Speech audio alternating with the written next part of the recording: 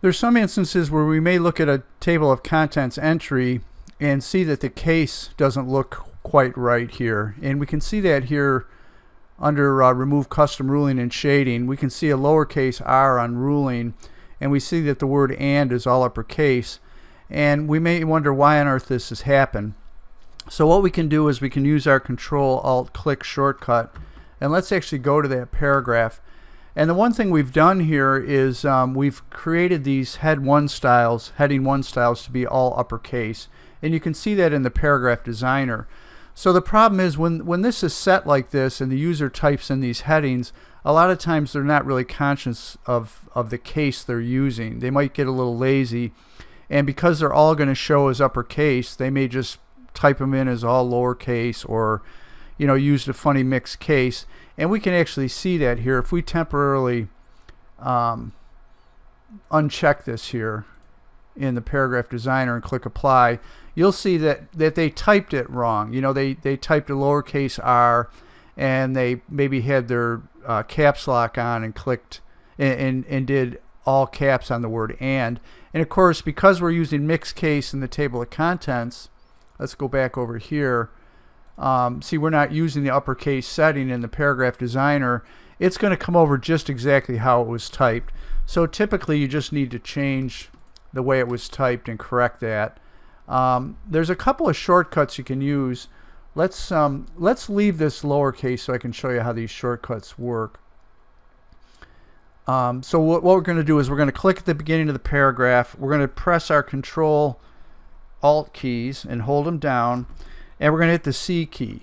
And the C key stands for caps, and that's going to make it initial cap.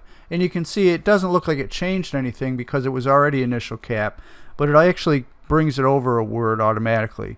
So I'm going to do it again. And now when I do it a third time, watch the word ruling. You can see that it actually makes it uppercase.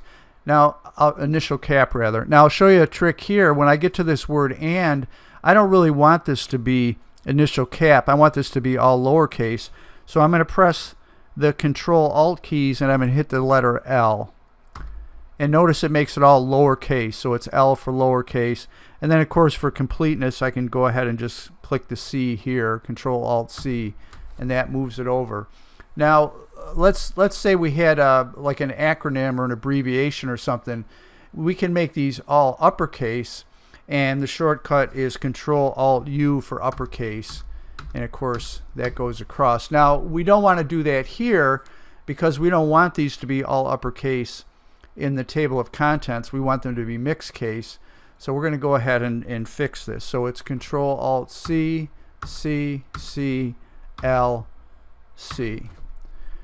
Now let's put this back though, because we took the uppercase off of it.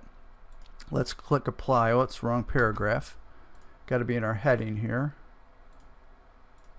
Okay, so that's the way we want it. Now when we generate this, we're going to get what we want. And we go to the top and we can see that that's taken care of it.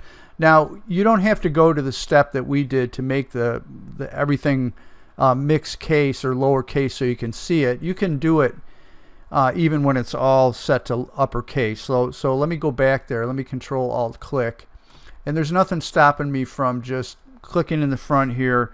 Control-Alt-C, C, C, L, C.